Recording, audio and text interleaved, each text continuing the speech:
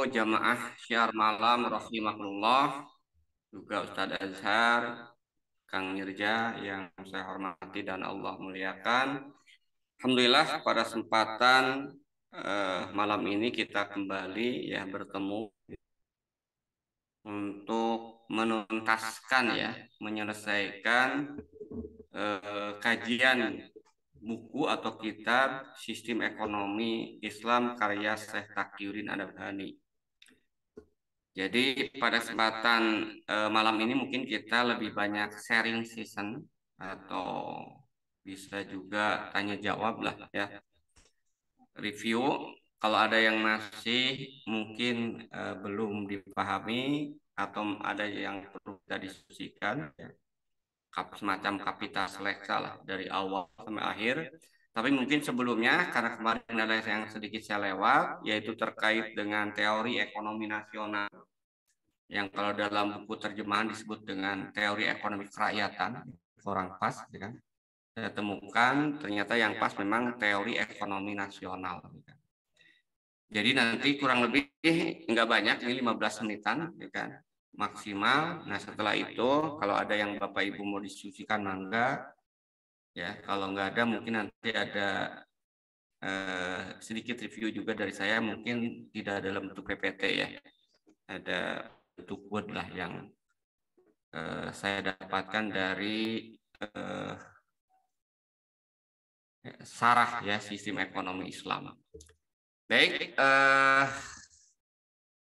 izin ya, ini yang terakhir ya di pertemuan sebelumnya kita membahas ya yang terkait dengan bagian terakhir dari kitab ini itu adalah membahas perdagangan internasional, teori perdagangan internasional. Di situ ada 4 yang pernah kita bahas kemarin. Yang pertama perdagangan bebas,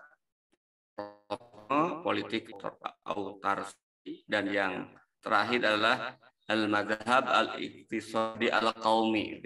Nah kita akan membahas ini sepintas. Yang mungkin belum saya jelaskan itu adalah mazhab teori ekonomi nasional ya. Nah, apa sih yang dimaksud dengan, karena di terjemahannya itu yang saya nggak pas, kan? Saya cari ulang ternyata yang dimaksud itu adalah itu teori ekonomi nasional ya.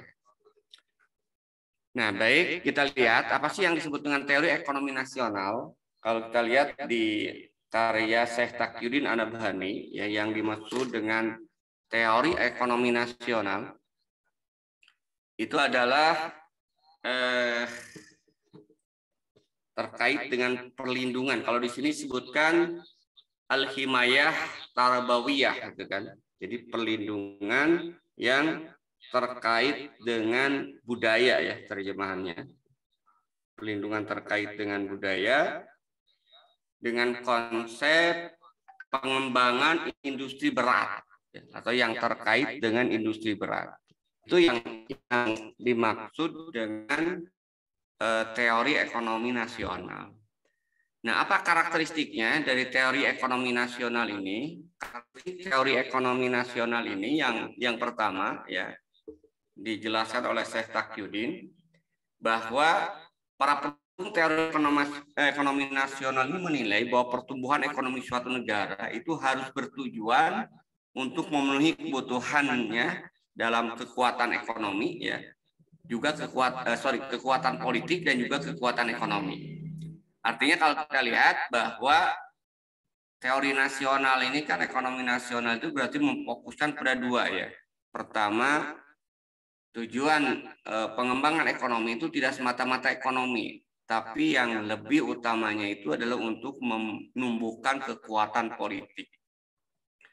Nah, karena itu mereka menganggap pertumbuhan setiap negara kalau ingin ya mengembangkan ekonomi nasionalnya ya, teori ekonomi nasional, maka harus melalui 3 tahapan. Ini mirip sebenarnya dengan kita itu kan, yang dikembangkan oleh Indonesia di zaman Orde Baru gitu kan. Jadi yang pertama itu adalah tahapan yang disebut dengan agropertanian. Jadi negara fokus berarti di bidang pertanian. Kemudian masuk tahap yang kedua, pengembangan industri pertaniannya. Dan yang ketiga, ini yang tertinggi, yang terakhir, itu adalah tahapan industri pertanian dan perdagangan. Nah, ini tahapan-tahapan yang dilalui, yang dikembangkan oleh negara yang mengembangkan teori perdagangan internasional yang menggunakan mazhab ekonomi nasional.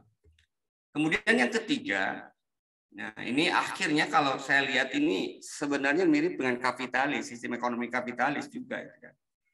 Karena pada akhirnya karakteristik yang ketiga menurut teori ekonomi nasional ini, suatu negara itu tidak akan memiliki kekuatan nyata kecuali jika memiliki armada, koloni itu berarti daerah jajahan itu kan, dan populasi serta talenta yang berbeda. Gitu kan. Jadi maka di negara akan dikembangkan tadi itu kan berbagai tadi kan di situ kan ada 3 kan, berarti pertanian, industri, dan perdagangan. Ya. Itu yang ketiga. Kemudian yang keempat, kekuatan produktif dan pertumbuhan ekonomi harus selaras sebagai prasyarat kekuatan politik. Nah ini ya, kalau kita lihat ya.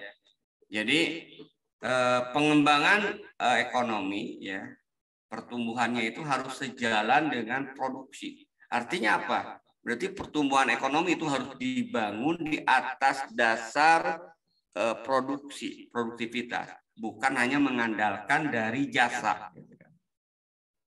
Kemudian yang terakhir, karakteristiknya bahwa meskipun hubungan ekonomi internasional mendapat manfaat dari kebebasan persaingan, setiap negara wajib memberitahu kepada saingannya tentang tingkat kesempurnaan dalam perkembangan kekuatannya. Maksudnya di sini ya, ini translate dari ini ya, dari bahasa Arab kan.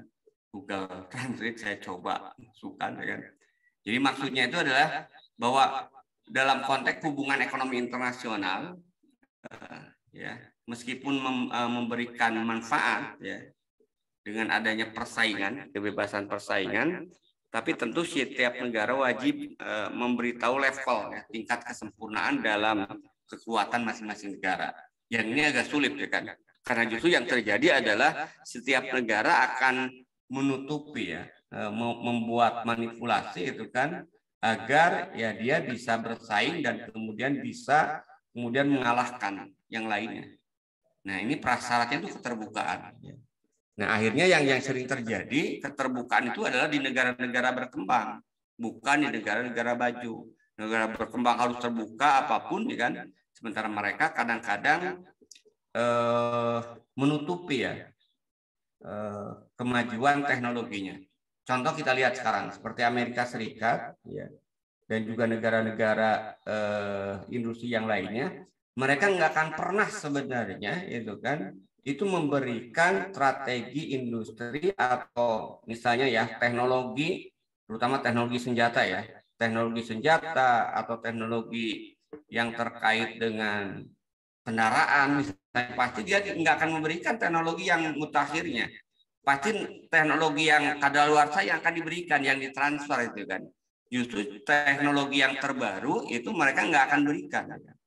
Makanya kalau kita lihat ini sering terjadi ya di negara-negara komunis itu, kita sering dilihat film-film itu kan, ada pencurian ya kan, pencurian hasil riset yang terakhir, yang mutakhir ya untuk kepentingan negara. Biasanya itu persaingan antara negara kapitalis dengan negara komunis ya.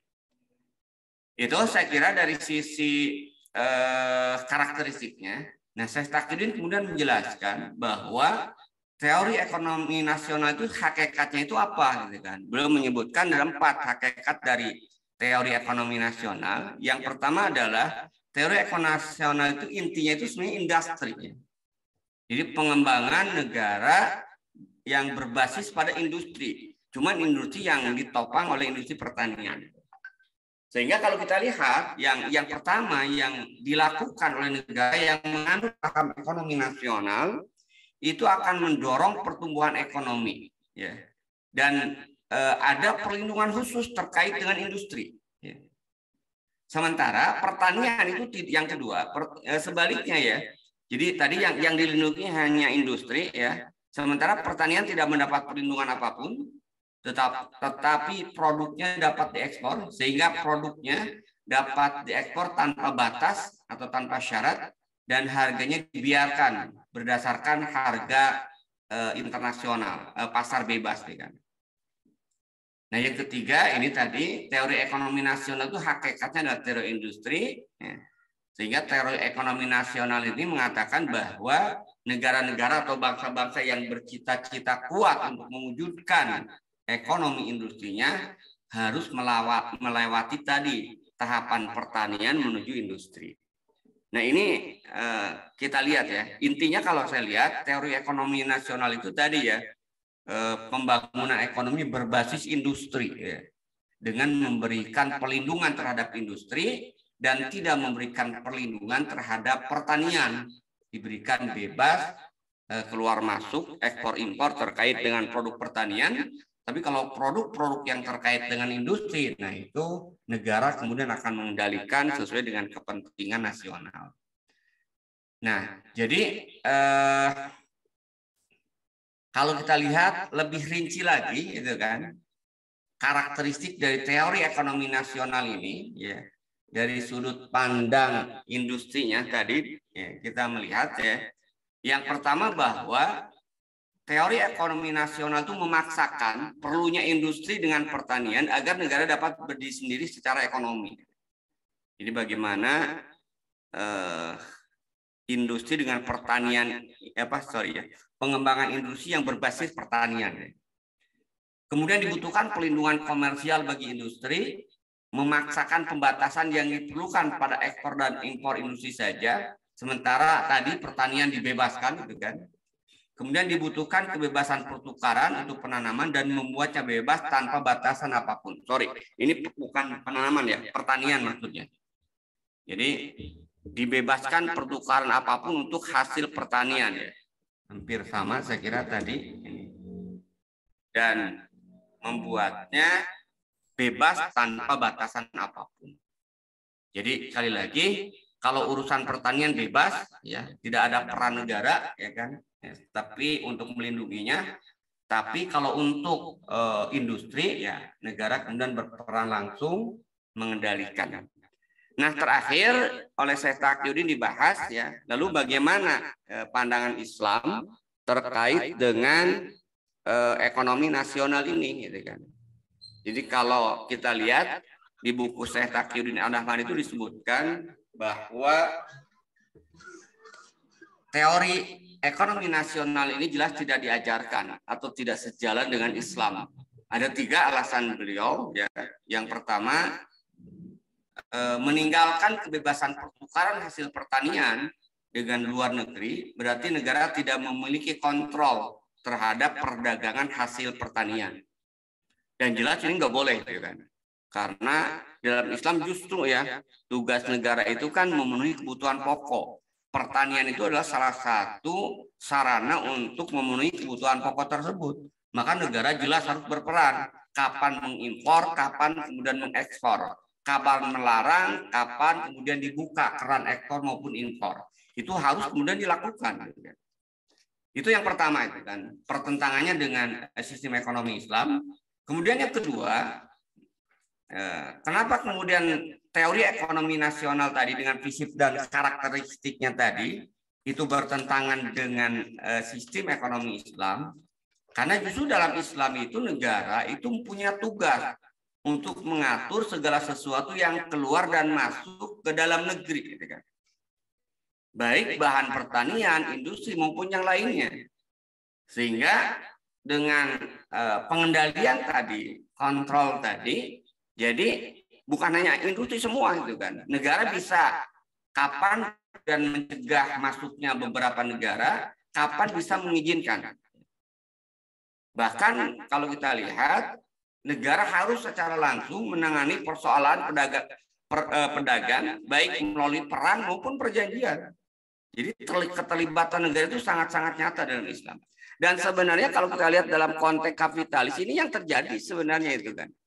Kita pernah kan melihat, membaca ketika pemerintah Indonesia meragukan ya kehalalan Kentucky ya fried chicken ya kan, atau McDonald ya kan, yang bahan bakunya diimpor ekspor langsung dari Amerika ya.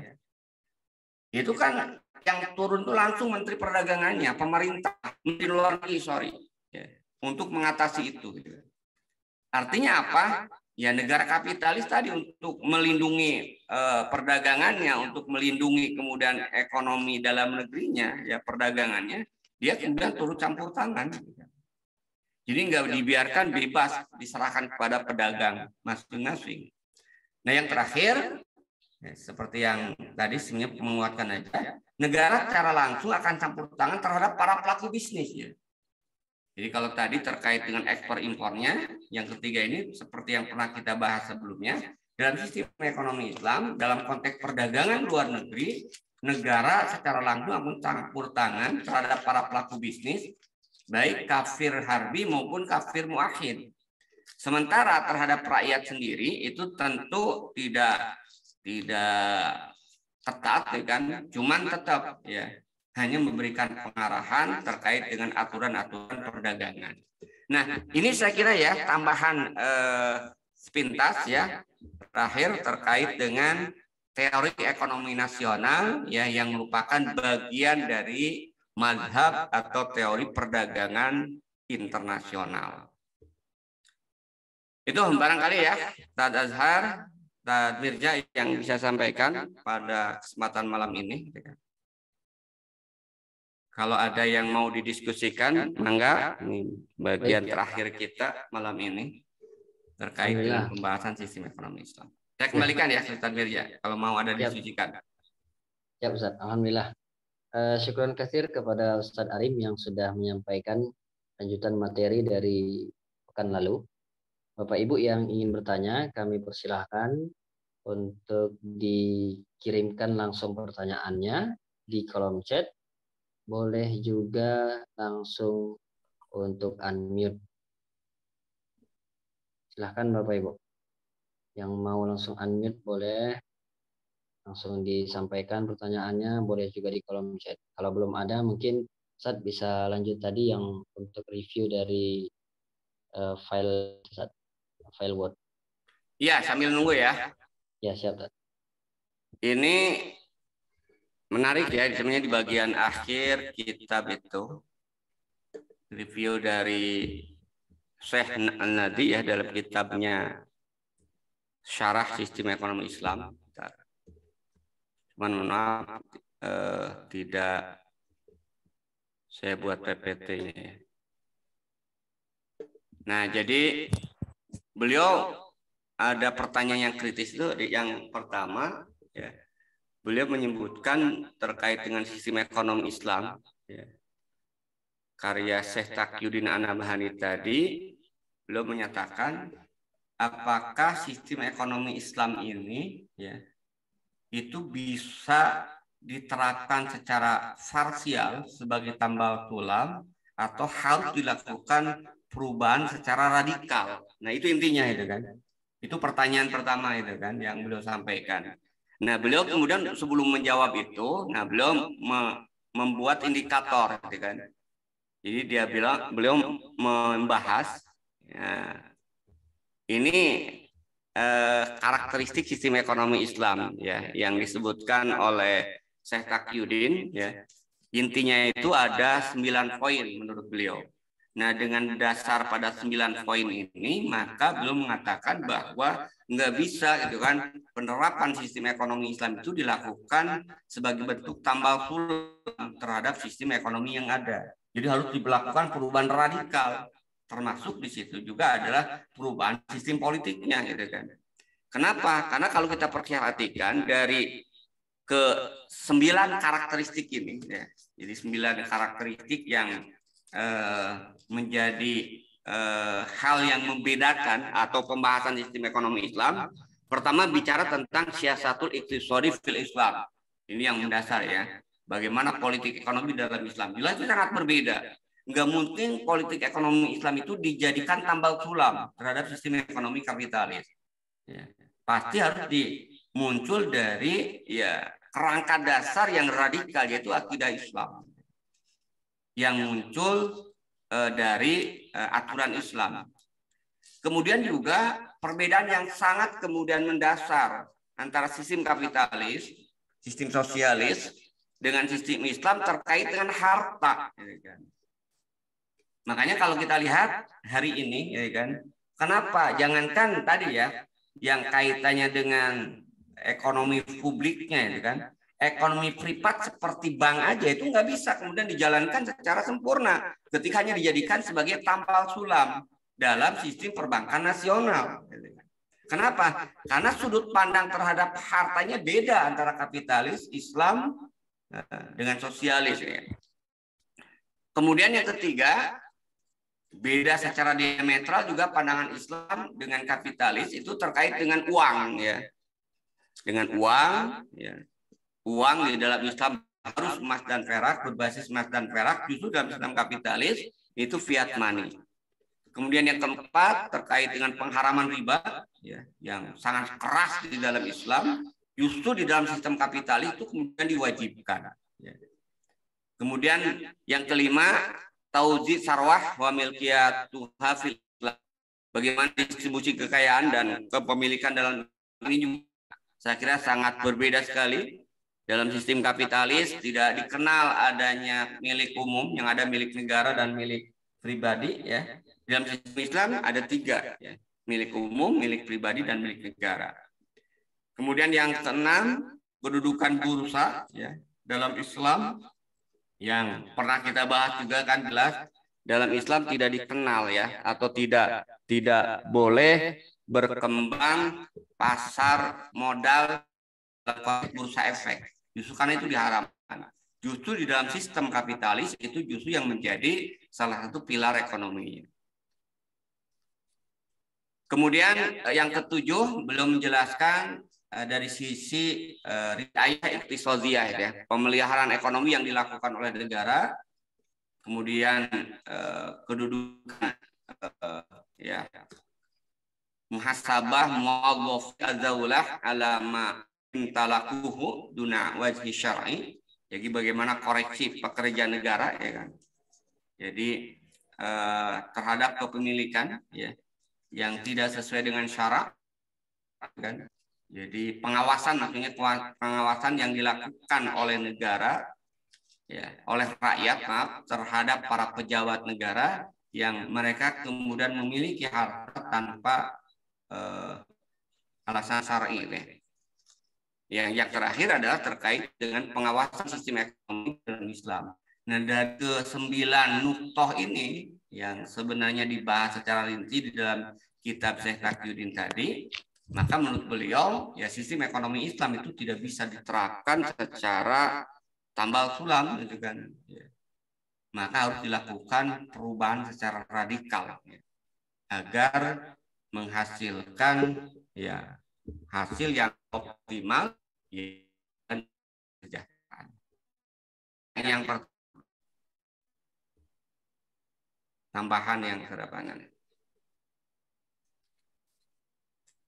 Sudah? Oke, atau mulai ada gimana? pertanyaannya.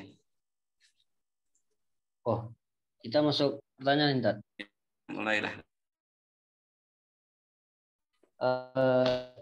Ada pertanyaan dari admin langsung nih, Masya Allah. Langsung dari Ibu Hamizan dulu, ya, dari Ibu Hamizan dulu. Assalamualaikum Ustadz, terkait aliran ekonomi ini, titik tekannya di mana ya Ustadz? Apa menggambarkan tentang gambaran politik perdagangan luar negeri yang ada di dunia atau bagaimana? Berarti tentang kondisi saat ini begitu saja.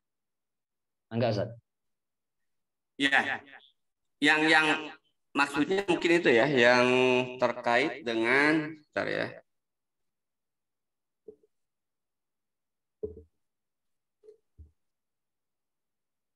Jadi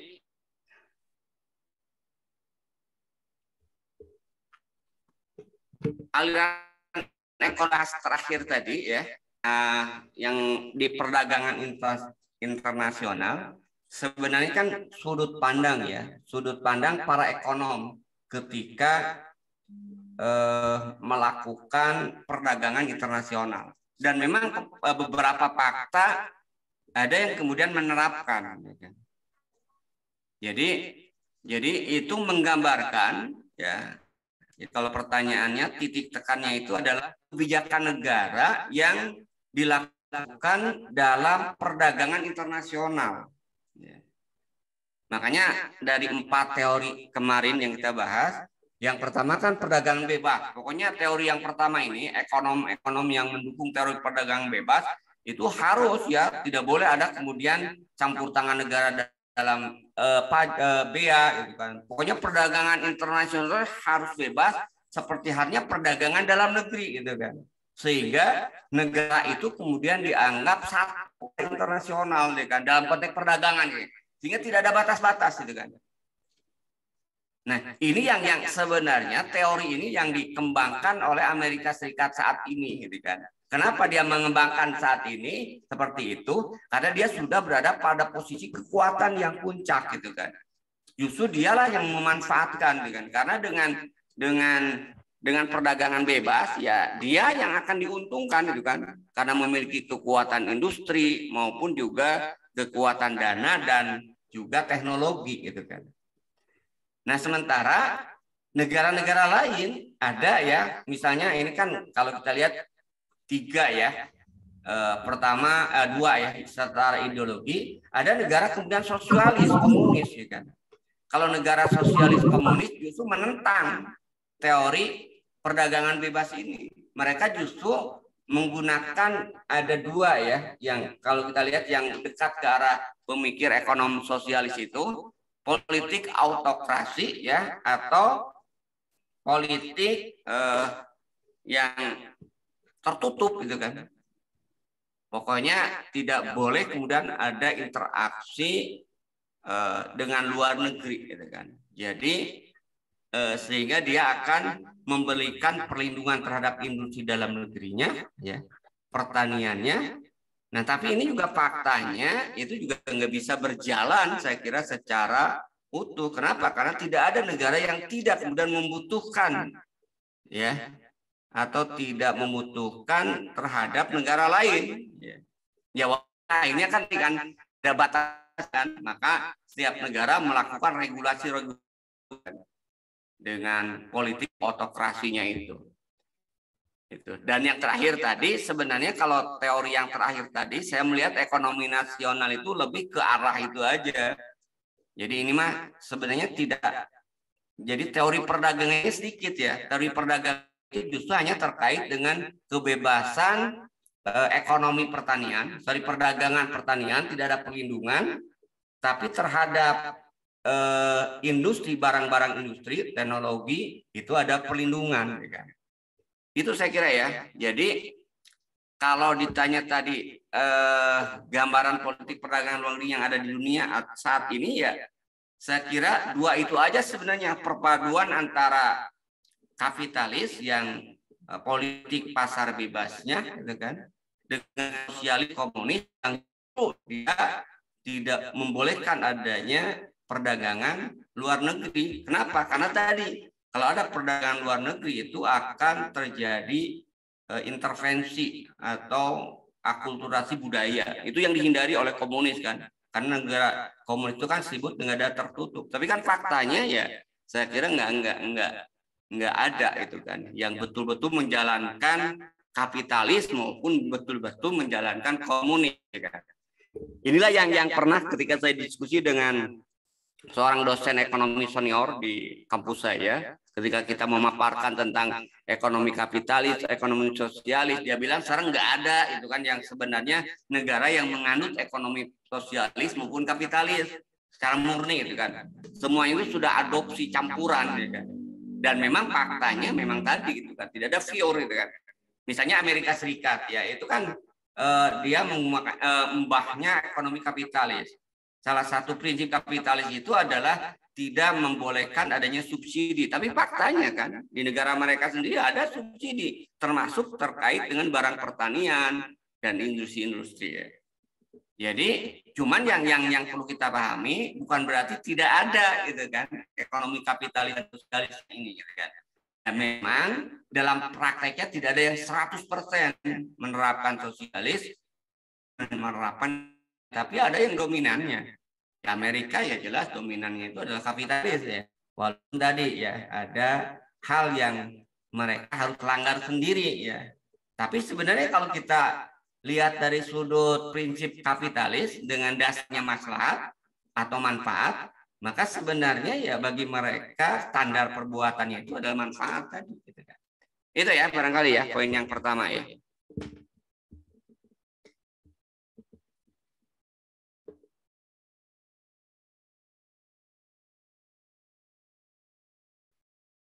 Itu Kang.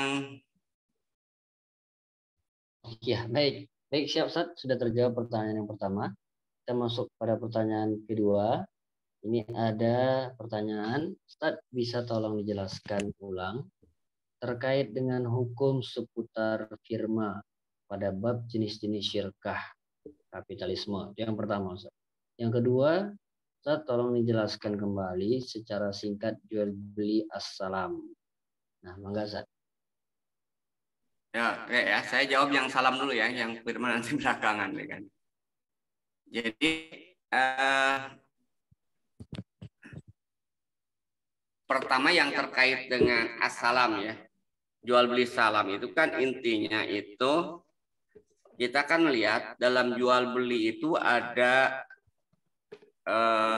tiga ya. Ada dua ya.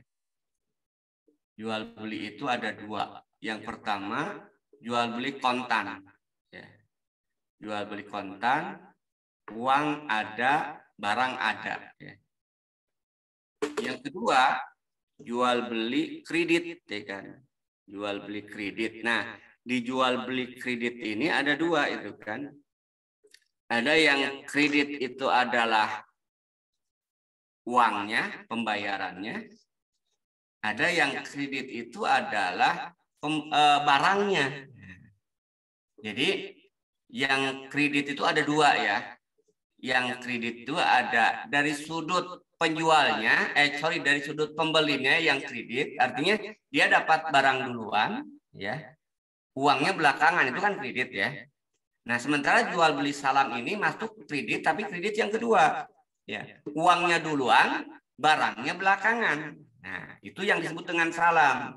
Nah, cuman kalau jual beli kredit, uangnya dulu, barangnya duluan ya, kemudian uangnya belakangan, yaitu bebas itu kan. Nah, kecuali dalam barang ribawi juga sama ya, dibatasi ya. Hanya barang ribawi, jadi yang boleh kredit bebas kecuali barang ribawi ya. Itu yang tidak boleh dilakukan secara kredit barang ribawi. Dan dari barang ribawi yang tidak boleh dilakukan kredit ternyata ada kekecualian juga ya, yang dibolehkan maksudnya. Jadi hanya yang tidak diperbolehkan itu emas dan perak aja. Makanan itu ternyata diperbolehkan kredit tapi dengan ada jaminan. Karena jaminan tidak wajib akhirnya ya akhirnya boleh gitu kan. Nah, salam itu adalah kebalikannya gitu kan. Jadi uang duluan ya, barang belakangan. Nah, sama di dalam salam itu ada barang yang boleh dijual belikan dengan salam. Maksudnya tidak semua barang bisa diperjualbelikan dengan salam. Nah, apa yang diperbolehkan? Ya, yang diperbolehkan diperjualbelikan dengan salam itu adalah barang yang dijual belinya ya. Itu biasanya secara umum yang ditakar, ditimbang dan dihitung. Itu yang diperbolehkan jual beli salam. Nah, tapi ditakar dan ditimbang dan dihitung itu berdasarkan karakteristik asalnya, bukan berdasarkan fakta hari ini gitu kan. Misalnya itu kan, sekarang itu kan ada jual beli kambing ya, ini kurban ya, mendekati kurban ya kan. Nah, sapi atau kambing itu nggak boleh, walaupun kan ada yang menjual sapi berapa kilo misalnya 400 kilo beratnya. Nah itu nggak bisa, itu masuk dalam kategori salam. Ya. Kenapa? Karena itu tidak umum, sapi itu nggak pernah dijual kiloan, sapi itu adalah satuan. Dan jangan orang beli sapi. Nah, karena itu sapi hewan maksudnya itu tidak termasuk barang yang bisa dibeli dengan salam. Artinya harus tunai. Gitu. Nggak bisa kemudian uang duluan, barangnya belakangan. Tapi kalau dagingnya itu boleh. Nah, kenapa? Karena kalau dagingnya daging sapi, nah itu beda kan. Saya pesen daging sapi, ya itu apa istilahnya itu 100 kilo misalnya. Nah itu boleh, uangnya sekarang harga 15.000 misalnya per kilo, 15.000, 150.000 per kilo. Nah, tapi nanti pas saya mau walimah misalnya, ya, sekarang uangnya dulu ya, berarti beli 100 kg daging. Nah itu yang disebut dengan salam. Jadi salam itu adalah jual beli uang duluan, barang belakangan. Tapi tidak semua barang itu bisa dilakukan dengan akad salam. Itu ya intinya ya. Mungkin jelas atau masih ada yang belum ke yang bertanya tadi? Baik, Ustaz, itu untuk pertanyaan kedua. Untuk pertanyaan yang enggak, pertama, ada ini enggak? Cukup enggak? Atau sebentar kita konfirmasi, Ustaz. Untuk konfirmasi penanya dulu bagaimana untuk penanya dari ini admin ini yang bertanya. Silakan. Bagaimana? Apakah sudah pas? Kalau sapi dan kambing hari ini panitia itu melakukan pembayaran secara DP berarti nggak boleh, Ustaz ya?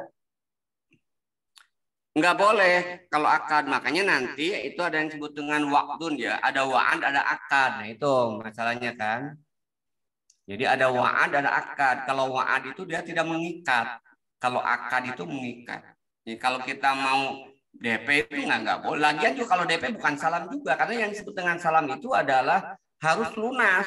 Misalnya harga, misalnya kalau katakanlah boleh ya, kali salam yang boleh lah. Misalnya saya beli daging 100 kilo tadi, harga 150.000, berarti saya harus bayar 150 juta ya. Nah, uangnya harus 150 juta, nggak boleh. Misalnya salam daging tadi ini uang DP dulu ya, 10 juta misalnya, itu nggak boleh. Itu bukan salam namanya. Itu namanya yang disebut dengan jual beli dengan urbun, jual beli dengan uang muka, yang itu tadi itu kan ada istilah, ada perbedaan pendapat. Jadi itu bukan masuk dalam kategori salam. Kalau salam itu harus ya, harus 100% uangnya itu dibayar di awal. Begitu ya.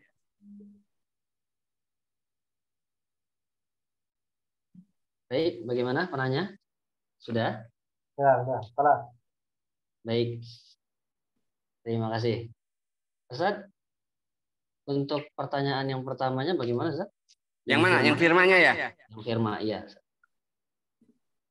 Ya, sebenarnya kalau firma itu kan kalau kita lihat ya di bentuk badan usaha firma itu kan sebenarnya syirkah ya, firma itu syirkah kapitalis ya. Jadi satu bentuk persekutuan untuk menjalankan usaha antara dua orang atau lebih ya, di mana mereka istilahnya itu membuat kesepakatan-kesepakatan. Nah, cuman kan kalau di dalam firma ya itu yang harus kemudian kita lihat pertentangan dengan Islam itu ya, bahwa ini biasanya di ketentuan ya, di ketentuan misalnya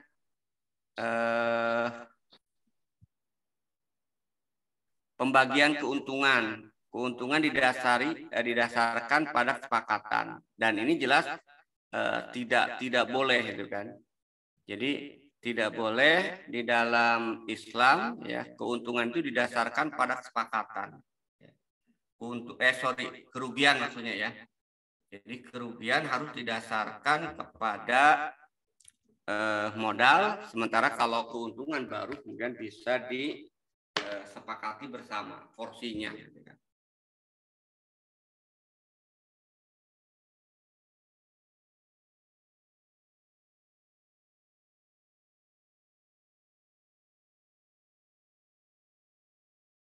Itu ya, nanti saya cek dulu nih ya, untuk yang lainnya.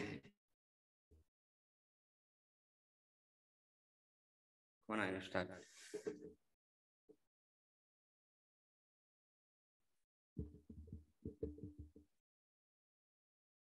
Ke kamar mandi belum?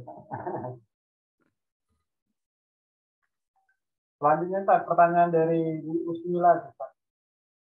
Dia bertanya jika hari ini ada. Jadi bentar lagi ya.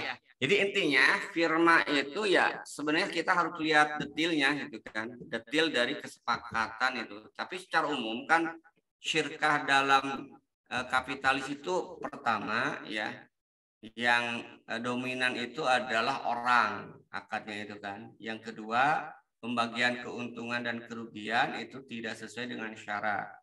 Yang ketiga, pembubaran juga sama itu kan. Kadang-kadang tidak mengacu kepada ketentuan-ketentuan syarat gitu kan. Nah, sehingga nanti kalau misalnya regulasinya disesuaikan dengan syirkah ya sebenarnya bisa legal, bisa aja itu kan. Ketentuan-ketentuan. Nah, cuman kan di firma ini harus diperjelas nantinya. Cuman kenapa bertentangannya dengan Islam tadi gitu kan? Akadnya jelas tidak sesuai dengan akad Islam pasti ya, karena di dalam mereka itu tidak ada akad kan, cuma kesepakatan aja. Pembagian keuntungan atau kerugian. Yang ketiga biasanya terkait dengan pembubarannya ya. Yang kadang-kadang tidak mengikuti syarat gitu kan. Yang bisa kemudian diwariskan atau dilanjutkan ya. Paling dalam Islam misalnya ketika bubar ya bubar gitu kan. Ketika salah seorang meninggal ya syirkah bubar, tidak bisa kemudian dilanjutkan kecuali harus kemudian dibuat syirkah yang baru.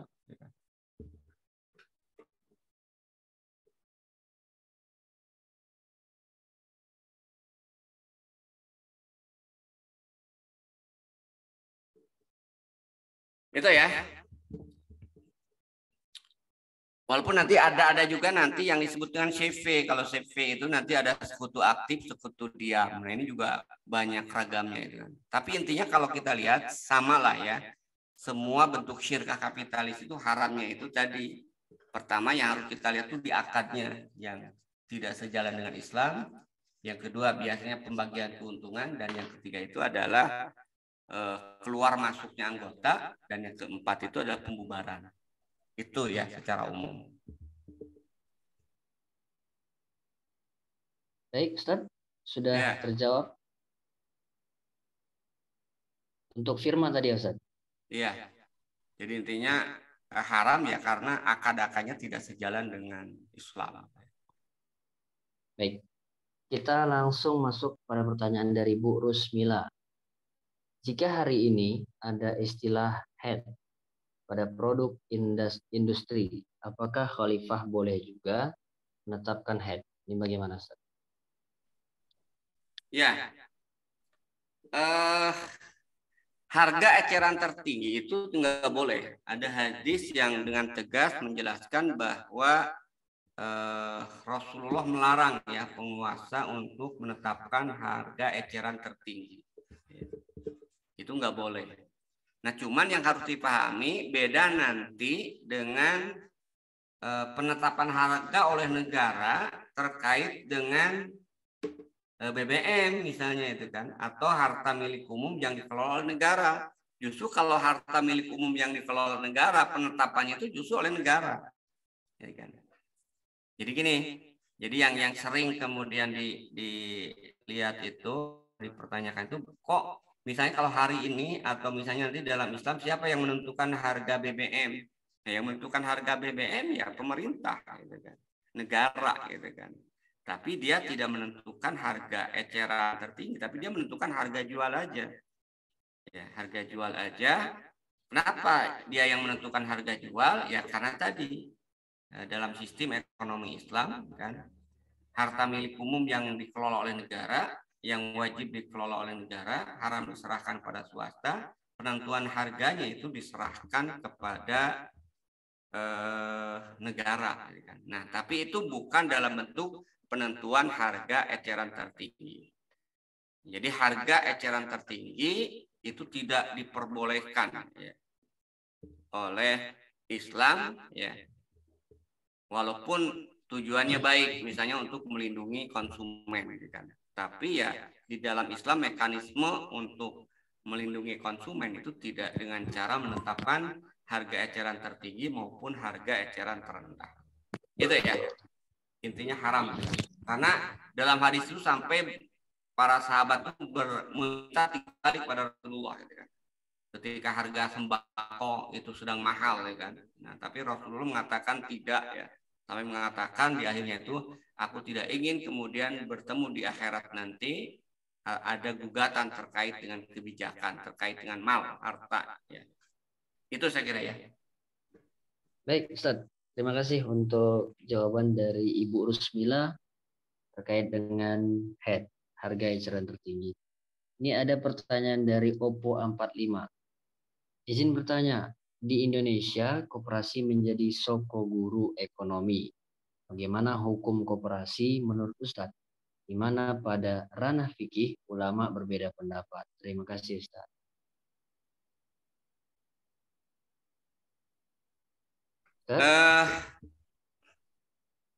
Saya nggak tahu ya. Ada ulama yang berbeda pendapat. Yang berbeda pendapat itu karena salah mengini aja, mentahqiqul manat terkait dengan koperasi. Ya. Karena kalau kita lihat keharaman koperasi itu kan sebenarnya sangat jelas, gitu kan. Jadi kalau saya lihat itu bukan istilah. Itu kan masalah kontemporer ya koperasi itu. Sehingga kadang-kadang orang tidak memahami fakta secara mendalam. Ya. Yang pertama kan yang sering dikatakan bahwa koperasi itu bahkan memang ada yang mengatakan bahwa koperasi itu sejalan dengan Islam hanya karena itu terkait dengan suara itu kan. Di dalam Islam itu kan syirka itu kan tidak didasarkan kepada suara itu besar kecilnya modal gitu kan, tapi didasarkan kepada setiap individu gitu kan. Dan di dalam koperasi itu dianggap sejalan dengan Islam itu karena di dalam koperasi itu suara itu tidak didasarkan kepada besarnya modal, tapi didasarkan kepada kepala ya, person individu. Nah, padahal kalau kita lihat faktanya yang terkait dengan koperasi itu syirka akad-akadnya itu adalah ya sebenarnya batil, haram gitu kan. Yang pertama di dalam koperasi jelas ada riba itu kan. Karena koperasi simpan pinjam misalnya itu tidak istilahnya itu tidak bisa dihindari yang namanya riba gitu kan. Ya, walaupun dengan istilah SHU ya, sisa hasil usaha. Itu yang pertama ya. Kemudian yang kalau kita lihat secara mendalam misalnya dalam koperasi itu kenapa haram? Karena di dalamnya itu keluar masuk anggota koperasi itu bebas ya. Jadi tanpa harus persetujuan anggota yang lainnya. Sementara di dalam Islam ketika ada masuk syarik yang baru ya maka itu harus ada persetujuan dari syarik yang lainnya.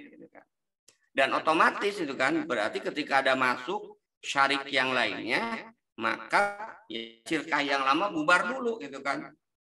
Baru kemudian masuk syirkah pesero yang baru. Nah, dalam koperasi kan enggak kan. Setiap saat bisa masuk. Kemudian dalam koperasi ada yang haramnya itu misalnya pembagian keuntungan didasarkan kepada kontribusi anggota memanfaatkan jasa koperasi.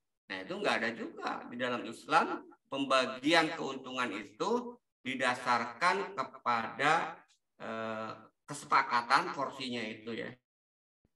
Porsi sesuai dengan kesepakatan, tidak didasarkan kepada kontribusi peserta dalam memanfaatkan jasa koperasi.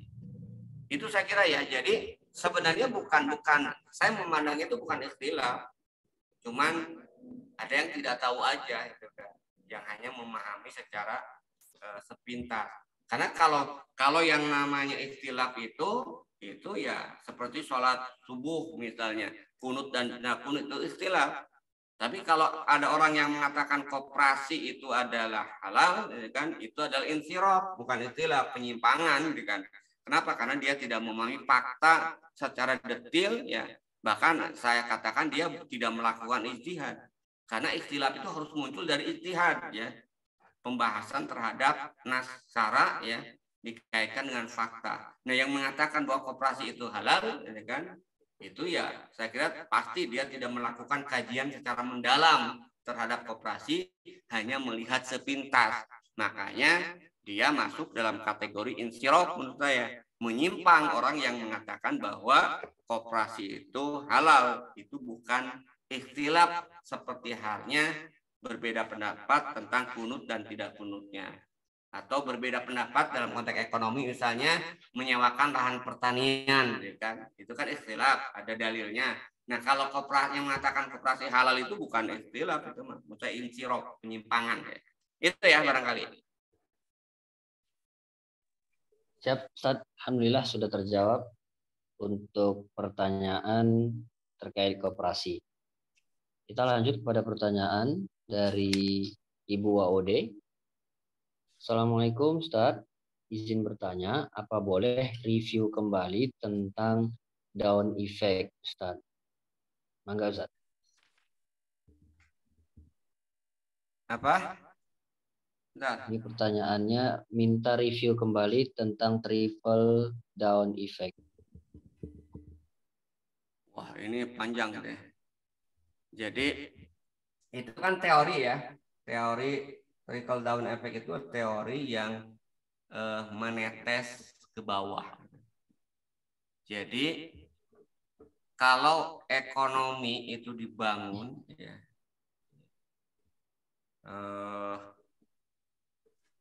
maka nanti ya, ekonomi yang terkait dengan pembangunan ekonomi, maka pembangunan itu akan hasil pembangunan itu akan dirasakan oleh yang lain, kan, menetes ke bawah. Bentar ya.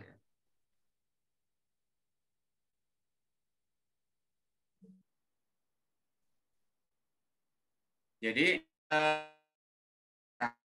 kemajuan yang diperoleh suatu kelompok masyarakat akan sendiri menetes ke bawah sehingga menciptakan lapangan kerja dan pada gilirannya menciptakan lapangan kerja dan berbagai peluang ekonomi yang pada gilirannya akan menumbuhkan berbagai kondisi demi terciptanya distribusi pertumbuhan ekonomi yang merata. Itu teori trickle down effect, gitu kan. Nah, faktanya kan enggak, itu kan. Ketika kita lihat misalnya kan, ya ada menetes tapi kecil, gitu kan. Tidak menciptakan apa istilahnya itu, kesejahteraan dan pemerataan. Misalnya kan, teori trickle down effect itu kan contoh ya. Dalam konteks apa sih, CVO ya, sawit ya, pemerintah ya, itu memberikan konsesi ribuan hektar kepada para kapitalis ya, untuk mengelola lahan itu ditanami dengan sawit. Nah, harapannya itu nanti setelah dikelola itu oleh para kapitalis itu bisa menetes ke bawah, itu kan. Memang ada tetesannya ya, tapi yang namanya tetesannya kan tidak cukup untuk membuat ini ya, pemerataan, ya kan. Sementara kan yang diharapkan dalam sistem ekonomi Islam itu bukan tetesan, tapi pemerataan, pendistribusian secara merata. Sehingga orang merasakan hal yang sama. Nah, teori trickle down effect itu ya tadi itu kan. Memang ada menetes, tapi ya kita lihatlah tetesan, namanya juga tetesan air lah gitu kan. Membuat ada tapi hanya sebatas untuk keluar, tidak sampai kemudian menciptakan kesejahteraan dan keadilan gitu kan. Apalagi kesejahteraan gitu kan. Gitu. Jadi ini kan hanya teori yang faktanya itu tidak terjadi realisasi. Kenapa? Karena pada prinsipnya manusia itu kan serakah gitu kan. Jadi kadang-kadang ya mereka itu ketika diberikan fasilitas ya itu lupa gitu kan, setelah diberikan fasilitas, setelah diberikan konsesi ya walaupun diberikan menetes ya tadi sedikit. Jadi akhirnya teori ini gagal. Kan sebenarnya teori trickle down effect itu adalah nanti setelah kemudian para kapitalis diberikan konsesi ya bantuan, maka kemudian nanti akan menyebar. Tapi yang terjadi adalah bukan menyebar, tapi adalah eksploitasi gitu kan. Memang ada misalnya buruh kerja di situ, tapi itu dieksploitasi kan. Yang enaknya itu ya para kapitalisnya itu. Jadi yang ada itu bukan menetes dalam artian menciptakan kesejahteraan, yang terjadi itu justru malah eksploitasi. Misalnya gini ya, contoh mungkin ya, salah satu penerapannya itu. Saya kemarin ketika kunjungan di Kalimantan itu ada yang bertanya itu kan cara fikih gitu kan. Pemerintah memberikan konsensus misalnya kepada para kapitalis ya asing maupun lokal itu 1.000 hektar misalnya untuk ditanami sawit. Nah, 20%-nya itu harus dibagikan dengan syarat ya kan 20%-nya itu harus diberikan kepada masyarakat, hasilnya itu yang ada di sekitar itu. Jadi berarti 200 hektar. Nah itu nanti tergantung di sekitar masyarakat itu ada berapa kepala keluarga. Nah jadi memang ada yang menetes betul. Ya tadi sangat sedikit ya kan. Jadi jauh dari cukup untuk mewujudkan kesejahteraan dan keadilan. Ya kan. Dan memang sebenarnya tidak dengan teori trickle down effect pun, ya kan, sifat manusia itu kan akan berupaya untuk melindungi dirinya sendiri dari ancaman lingkungan. Jadi kalau ada sekarang ya, misalnya mungkin ya salah satu teori yang sering dikemukakan trickle down effect itu adalah misalnya nanti ada CSR ya. CSR yang diberikan oleh perusahaan. CSR yang diberikan perusahaan itu sebenarnya hanya diberikan agar masyarakat itu tidak mengganggu gitu kan aktivitas perusahaan ketika mereka melakukan kerusakan lingkungan. Misalnya ya di daerah saya itu misalnya satu kota industri ada pabrik tekstil. Pabrik tekstil itu kan menyedot air yang banyak kan dari dalam sehingga sumur-sumur masyarakat itu kemudian kering kan. Nah akhirnya pabrik itu memberikan satu sumur misalnya diberikan gratis kepada masyarakat, tapi kan masyarakat harus antri untuk mendapatkan itu. Sementara sumur-sumur mereka kering gitu kan. Mereka diupahannya apa dimanipulasinya itu nih perusahaan memberikan kontribusi gitu kan dengan memberikan satu titik sumur gratis misalnya. Tapi kan sumur-sumur mereka kering gitu kan. Yang selama ini mereka mudah mendapatkan air, tapi kemudian ada pabrik karena disedot ya air tanahnya oleh pabrik, akhirnya mereka kering. Nah, agar mereka tidak kemudian merusak ya ke perusahaan, maka perusahaan berbaik hati memberikan dalam bentuk CSR gitu kan. Nah, itu tapi kan tadi yang namanya tetesan itu kan mana mungkin bisa menghilangkan dahaga itu kan. Tetesan itu hanya manipulasi aja gitu kan. Itu ya. Nah. Baik, Ustaz. Untuk pertanyaan dari Ibu Waude ya, terkait dengan triple down effect. Selanjutnya dari Pak Herman Basir, ini ada 3 pertanyaan ini. Kita yang pertama dulu. Izin bertanya Ustadz, salah satu keunggulan sistem ekonomi Islam itu ada pada distribusi. Pertanyaan saya, bagaimana gambaran efektivitas distribusi harta, terutama pada kalangan anak yatim piatu yang tidak diketahui keluarganya. Ini yang pertama Ustadz.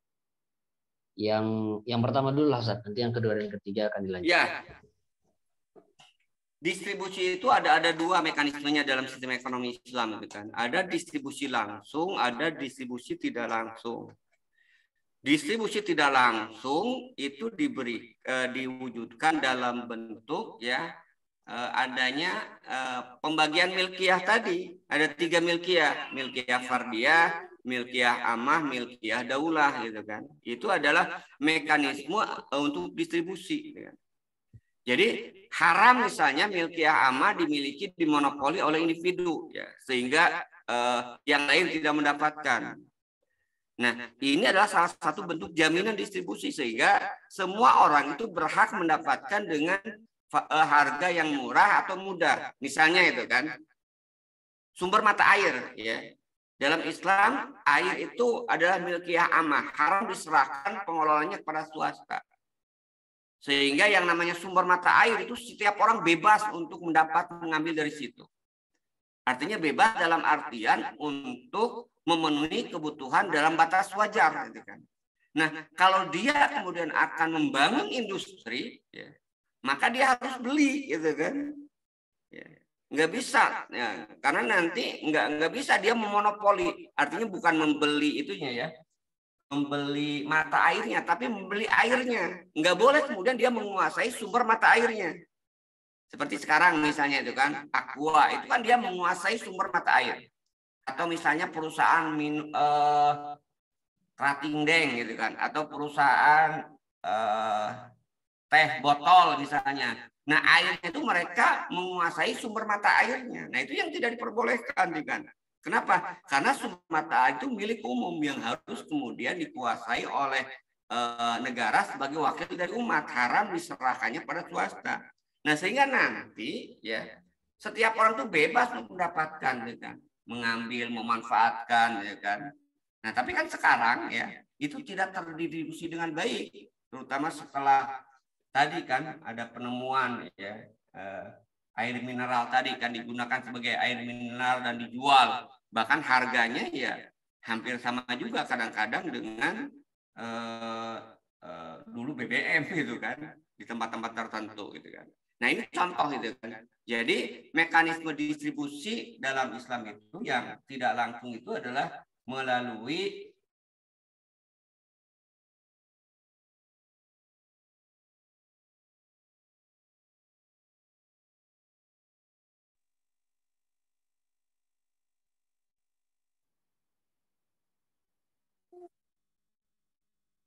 Ustaz?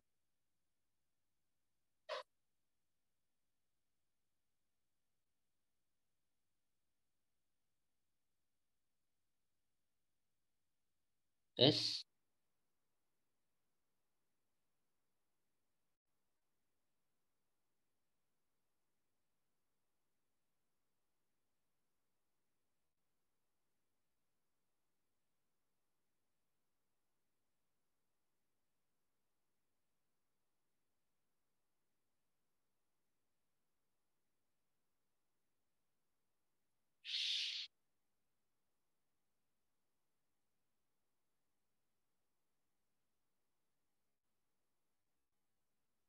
Tes, Ustaz. Baik, Bapak Ibu, sepertinya Ustaz sedang ada gangguan jaringan. Mohon untuk dibentuk. Suara saya terdengar, Ibu? Terdengar. Mohon dibantu. Ya, baik. Sepertinya Ustadz Arim sedang terlempar keluar. Ada gangguan jaringan. Kita tunggu sebentar. apaan? Tadi lupa ngecas baterainya. Iya, siap. Baik. Itu yang pertama tadi ya, mekanisme distribusi melalui kepemilikan umum ya. Secara tidak langsung, kepemilikan pembagian kepemilikan. Yang kedua, mekanisme distribusi secara tidak langsung itu mengharamkan menimbun ya. Sehingga harta harus berkembang di tengah-tengah masyarakat ya kan. Terutama yang terkait dengan uang, kanzul mal ya. Itu yang secara tidak langsung untuk menciptakan distribusi. Nah, kemudian yang kedua, distribusi secara langsung. Distribusi secara langsung itu adalah untuk memenuhi individu ya yang memang dia membutuhkan ya kebutuhan pokok tadi, sandang, pangan, dan papan. Nah, jadi mekanismenya seperti apa? Nah, mekanismenya itu ada dengan cara negara akan melakukan istilahnya itu apa ya? Penelusuran. Misalnya tadi kalau ditanyakan oleh Ustaz Basir tadi, anak yatim. Anak yatim itu kan ditanya dulu. Ya, anak yatim itu kan dia punya paman enggak gitu kan? Punya kakek enggak gitu kan? Paman, kakek, atau ahli waris yang kaya. Nah, negara akan memaksa itu kan. Kalau ada kakeknya yang kaya gitu kan, pamannya yang kaya, maka dipaksa dia untuk wajib memberikan nafkah terhadap anak yatim itu. Dan ingat, anak yatim itu ya, itu sampai dewasa. Setelah dewasa sebenarnya bukan anak yatim lagi, bapak yatim gitu kan. Anak yatim itu di bawah itu ya, di bawah dewasa. Kalau sudah dewasa itu jadi dewasa yatim, bukan anak lagi gitu kan. Nah, jadi batasannya itu. Nah, kalau misalnya tidak ada ahli warisnya, ya tidak ada kakeknya, tidak ada kemudian pamannya, nah baru ya negara itu akan memberikan langsung subsidi ya. Tiap bulannya kebutuhannya berapa? Apakah bentuknya ditampung di rumah anak yatim, itu teknis ya. Tetap kemudian misalnya di di keluarganya, tapi subsidi langsung dari Baitul Mal tiap bulan berapa itu kan. Nah, seperti itu kan mekanismenya itu kan. Itu ya. Ya, baik Ustaz, untuk pertanyaan tadi. Jadi intinya selagi masih anak yatim, bukan bapak yatim Ustaz ya. Baik. Itu untuk pertanyaan pertama, distribusi harta. Kemudian pertanyaan kedua dari orang yang sama, yaitu Pak Herman Basir. Ustaz, tolong dijelaskan kembali batasan volume barang tambang tanah yang mengandung sumber daya energi yang bisa dikelola oleh individu terkait dengan SDA ya, yang boleh dikelola. Kalau kita lihat dasarnya hadis itu kan, kalau kita lihat, kalau hadis itu hanya menyebutkan dengan kalimat analoginya itu al-ma'u al-idju gitu kan, air yang mengalir itu kan. Jadi air yang mengalir itu, jadi pada saat itu kan Abjad bin Hamal minta mengelola tambang garam. Awalnya diizinkan oleh Rasulullah, tapi ketika para sahabat, ada sahabat yang lain yang mengetahui fakta tambang garam tersebut dengan mengatakan bahwa yang kau berikan itu laksana al-ma'u al-idju itu kan, laksana air yang mengalir, depositnya besar, kemudian dicabut kembali. Memang tidak ada, saya kira, batasan yang pasti secara kuantitas gitu kan. Nah, tapi nanti sebenarnya itu kewenangan khalifah nanti yang akan menentukan ya kan, apakah itu masuk dalam kategori jumlahnya banyak sehingga tidak boleh kemudian dikelola oleh individu, atau kemudian jumlahnya terbatas sehingga boleh dikelola oleh individu. Nah, tapi sekedar ini ya, pertimbangan aja. Mungkin nanti kalau kita lihat fakta hari ini, itu bisa dilihat dengan standar, walaupun nanti ini sekali lagi tergantung khalifah ya, karena ini kan lapangan ijtihadiyah khalifah kan, ketentuan negara yang nanti didasarkan kepada ahlul kubro ya, ahli itu kan. Nah, tapi kalau kita lihat sepintas hari ini, misalnya gini kan, ada tambang-tambang minyak yang sekarang itu sumur-sumur minyak yang bekas-bekas lah. Dulu saya waktu kunjungan ke Riau itu kan, di daerah apa itu, perjalanan dari Pekanbaru ke daerah Dumai, apa kan? yang apa? Dumai. Dumai.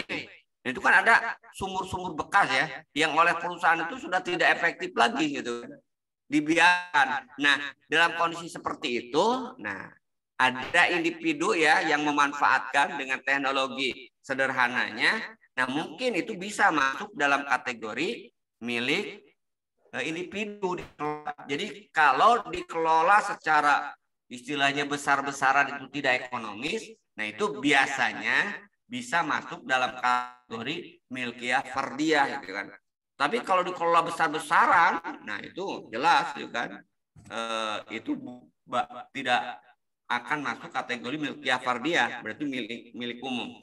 Cuman untuk menentukan berapa depositnya, memang itu harus ada ijtihad khalifah yang nanti berdasarkan pertimbangan ahlul barok ya. Itu ya barangkali. Siap Ustaz. Alhamdulillah untuk Pak Herman Basir. Pertanyaan kedua. Jadi timbangannya adalah ini menjadi ladang ijtihad buat khalifah. Pertanyaan ketiga dari Pak Herman Basir adalah berapa luas batasan tanah yang bisa diolah oleh individu? Karena kalau seumpama tergantung kemampuan mengelola, bagaimana dengan fakta eksploitasi lahan yang ditanami sawit jutaan hektar dengan sistem ujroh kepada karyawannya? Bukankah mengelola lahan pertanian dengan sistem ujroh dibolehkan? Nah, ini bagaimana Ustaz? Jadi gini, ini nanti ke hukumnya itu berarti sebenarnya kan tidak ada batasan.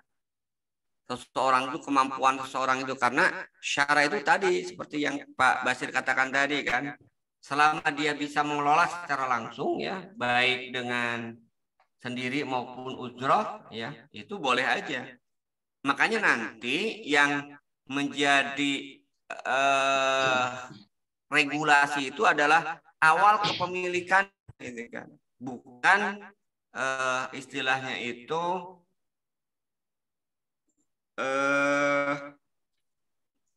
kepunyaannya. Sorry, bukan kepemilikannya. Jadi awal kepemilikannya yang menentukan. Ya. Misalnya gini, ya kalau misalnya dia tiap, ini kan masing-masing orang punya tanah misalnya, kemudian dia jadi tuan tanah, beli ya, misalnya 10 hektar, beli lagi kemudian 20 hektar, ya, sampai kemudian ratusan hektar, ya sah-sah saja kalau misalnya dia beli secara legal gitu kan, dari harta milik individu gitu kan. Bisa aja kan akhirnya itu menjadi ratusan hektar, ribuan ya. Bahkan bisa jadi jutaan gitu kan. Ya. Kalau dia beli dari ya banyak ya kan. Sehingga itu tidak ada regulasi. Yang ada regulasi yang tidak diperbolehkan itu adalah dia mengambil dari harta milik umum yang kemudian dia ambil juga. Misalnya hutan, diambil kan, babat hutan, nah itu nggak boleh gitu kan. Kenapa? Karena hutan itu milik umum gitu kan. Jadi nggak bisa misalnya dia langsung mematok misalnya hutan ya, itu dia patok 1000 hektar. Nah itu nggak boleh, nggak bisa itu kan, karena hutan itu milik umum gitu kan. Tapi ketika hutan itu kemudian diambil ya, dieksploitasi ya, tanahnya diappropriasikan, kayunya diambil misalnya, kemudian misalnya ada akhirnya tanah 1 hektar, nah kemudian dia garap, nah itu dalam fikih kan nanti masuk dalam kategori bisa jadi ihyaul mawat gitu kan. Nah jadi bukan kuantitasnya ya yang menurut saya dibatasi, itu adalah tapi caranya, cara untuk mendapatkan tanah tadi. Dia tidak diperbolehkan mengambil tanah yang merupakan milik umum. Memang nggak mungkin secara faktanya langsung jutaan hektar. Pasti kalau dia dapat jutaan hektar secara langsung, pasti dia menjarah milik umum gitu kan. Nah itu yang diharamkan.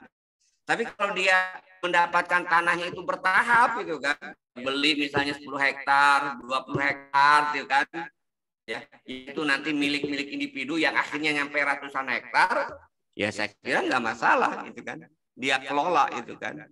Selama tadi kan dia mampu mengelola baik secara langsung maupun secara mengupah tadi gitu kan.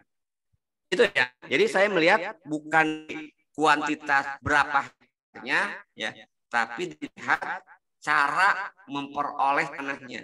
Ya, kalau harta milik umum, nah itu yang tidak diperbolehkan. Itu ya barangkali. Baik, alhamdulillah Ustaz, untuk pertanyaan dari Pak Herman Basir sudah jawab satu persatu dari 3 pertanyaan.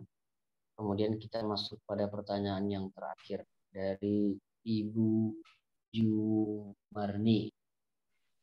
Afwan Ustaz, izin bertanya bagaimana hukum arisan kurban kambing? Faktanya tiap tahun ada satu orang yang kurban atas salah satu dari peserta arisan dari hasil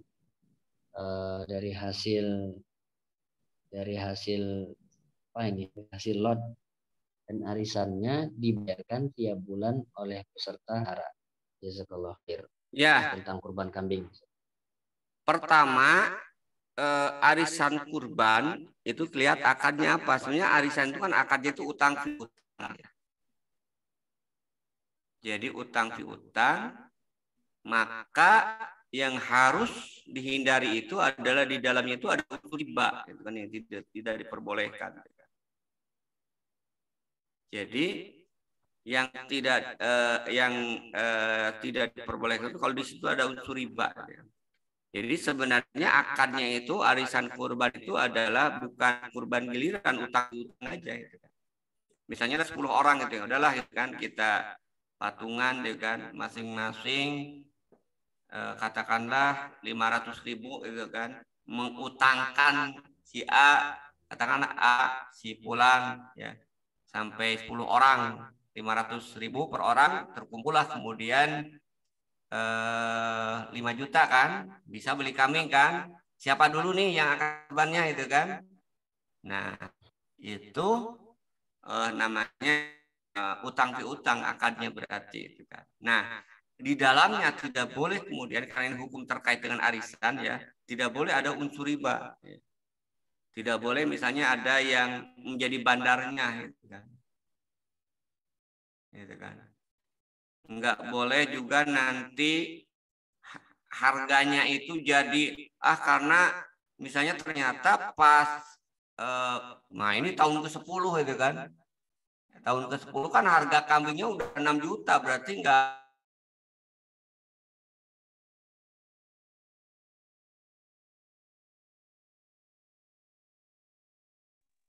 Ustaz, apa saya yang gangguan jaringan atau Ustaz ini Bapak Ibu? Tolong dibantu. Kayaknya ya. Baik, kita mohon untuk tunggu sebentar. Mudah-mudahan Ustaz bisa kembali masuk bersama kita.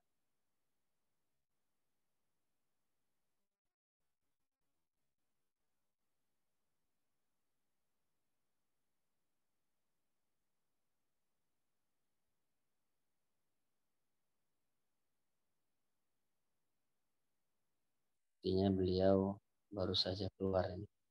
Mungkin baterainya habis lagi. Mohon kita tunggu Bapak Ibu.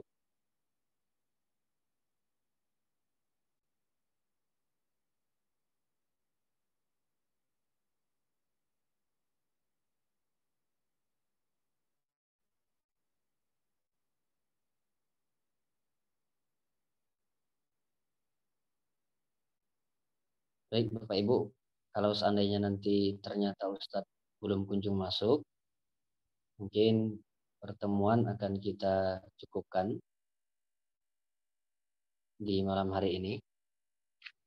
Ya, sambil kita tunggu Ustadz, mudah-mudahan beliau bisa kembali masuk. Tapi jika nanti sampai beberapa menit depan tidak kunjung masuk, kemungkinan akan kita cukupkan karena bisa jadi beliau sedang ada gangguan, mungkin baterainya sedang mati, nunggu dicas agak lama sehingga susah untuk komunikasi dengan kita, atau bisa jadi ada gangguan yang lain.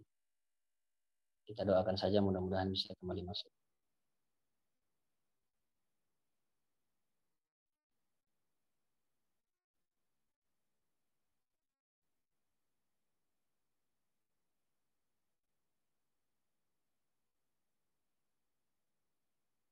Baik Bapak Ibu, untuk pertanyaan pada malam hari ini kita cukupkan dulu. Jika ada yang ingin bertanya nanti boleh dikirimkan via WA ke admin. Jadi sambil kita tunggu Ustadz masuk untuk menyelesaikan jawaban dari pertanyaan yang terakhir. Karena masih menggantung.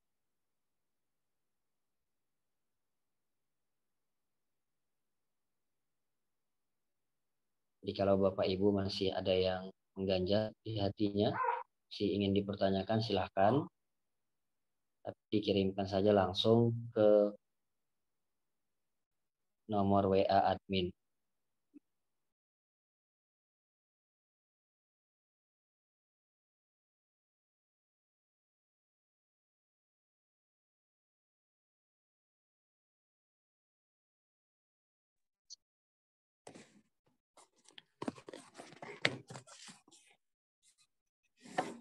Apa ntar laptop saya kayaknya bermasalah, saya ganti ke HP ya, udah mati. Terdengar suara saya? Kan? Siap Ustaz, siap. Boleh dilanjut, terdengar. Iya. Jadi itu yang pertama ya. Jadi arisan kurban itu boleh, tapi tidak boleh di dalamnya ada unsur riba. Bagaimana unsur riba itu terjadi dalam arisan? Ya, tadi ya, misalnya arisannya uang gitu kan, 500 ribu gitu kan. Tapi ternyata nanti pada saat apa istilahnya itu, harga kambingnya naik, akhirnya kemudian naik. Nah itu nggak boleh, berarti situ ada unsur riba itu. Jadi kalau misalnya 500 ribu ya udah berarti 500 ribu gitu kan. Yang kedua, nggak boleh ada bandar. Nah, biasanya kan suka ada bandar tuh di saya pernah ya, karena dulu nggak tahu itu kan, karena seolah-olah tasyabuh dengan upah gitu kan. Jadi misalnya gini, ada 25 orang, 26 orang ikut arisan. Nah kan agar ada yang bertanggung jawab, ya, satu orang itu kemudian diangkat menjadi bosnya, koordinator, yang tugasnya itu dia mengumpulkan dan menalangi kalau yang lain belum bayar, ya kan? Nah, yang satu orang ini dia nggak bayar, jadi dia gratis itu kan, dianggap sebagai upah gitu kan, sehingga nanti dari 26 yang dibayarkan oleh masing-masing dia hanya nerima 25 gitu kan. Ya, 25 kali, berarti satu kalinya itu dianggap sebagai upah kepada bosnya tadi. Nah itu nggak boleh riba gitu kan. Jadi itu ya intinya itu kan. Jadi arisan kurban itu ya selama tidak ada unsur riba, karena di dalamnya adalah akad utang piutang, ya boleh gitu kan. Sama aja seperti nabung gitu kan. Nabung nih gitu kan. Cuman ini bedanya itu dengan nabung, ya ini mah ada undian siapa yang menang duluan gitu kan. Kalau nabung mah kan nunggu di akhir kan. Kalau ini, kalau kebetulan keluar kita duluan, ya berarti kita bisa duluan, ya kan. Nah itu yang saya pahami ya terkait dengan arisan kurban. Dan itu bukan kurban kalau nanti diakadkannya semua. Ya. Karena gini kadang-kadang kan ada ini kurban bareng-bareng, itu bukan, nggak boleh kurban itu dianggap kurban bareng-bareng gitu kan. Kurban itu nggak bisa, misalnya kambing ini arisan 25 orang ya berarti kita untuk 25 orang aja gitu kan. Jadi tiap nanti ini berarti kurban bersama aja 25 orang. Tiap tahun berarti selama misalnya 25 tahun ya kan. Atau misalnya kalau menangnya 5 berarti selama 5 tahun. Nah, bukan nggak gitu kan. Jadi tetap yang kurbannya itu adalah ya tadi yang menang atas nama individu, bukan atas nama kelompok gitu kan. Itu ya barangkali Mirja. Baik, Ustaz. Baik, untuk malam hari ini pertanyaan sudah tidak ada yang masuk lagi, Ustaz. Bagaimana? Atau mau kita cukupkan atau Baik, cukup aja saya kira ya, karena memang waktunya juga melebihi tengah 10. Tapi saya sedikit tadi ya yang terkait dengan firma, saya baca lagi di bukunya, khawatir nanti enggak pas. Jadi kalau kita lihat firma itu ya sebenarnya sama ya. Di firma itu kenapa batilnya itu ya kalau di sini akad, fokusnya itu ke akad ya kan. Jadi firma itu kemudian haram, batil karena di dalam firma itu ada syarat yang bertentangan dengan syarat-syarat syirkah dalam Islam itu kan. Tapi kan tadi seperti yang katakan tadi tergantung syarat di dalamnya itu kan. Tapi secara umum ya itu adalah misalnya dalam firma itu dilarang untuk mengembangkan usaha ya. Kecuali dengan seizin pesero yang lain. Nah, sementara kan dalam syirkah Islam ya justru kan yang namanya usaha itu untuk dikembangkan ya kan. Sehingga otomatis kan di dalamnya itu harus ada ya kebebasan untuk melakukan pengembangan usaha gitu kan. Jadi itu yang pertama ya sama saya kira ya dengan yang saya sampaikan tadi. Jadi yang lainnya saya kira sama ya, sama seperti terkait dengan pada saat violet ya kan, maka ya itu tanggung jawab kerugian itu tidak boleh disepakati bersama porsinya, harus kepada porsi modal masing-masing. Nah di dalam firma itu biasanya itu disepakati itu kan ya, bisa disepakati tanpa memperhatikan besarnya modal ya. Sementara dalam Islam ya yang namanya kerugian itu harus kembali kepada porsi modal masing-masing. Itu saya kira ya. Baik, Ustaz. Untuk malam hari ini ada closing statement selain dari itu, Ustaz? Baik, itu kita barangkali ya yang bisa sampaikan jamaah syiar malam rahimakumullah. Ini adalah bagian terakhir ya dan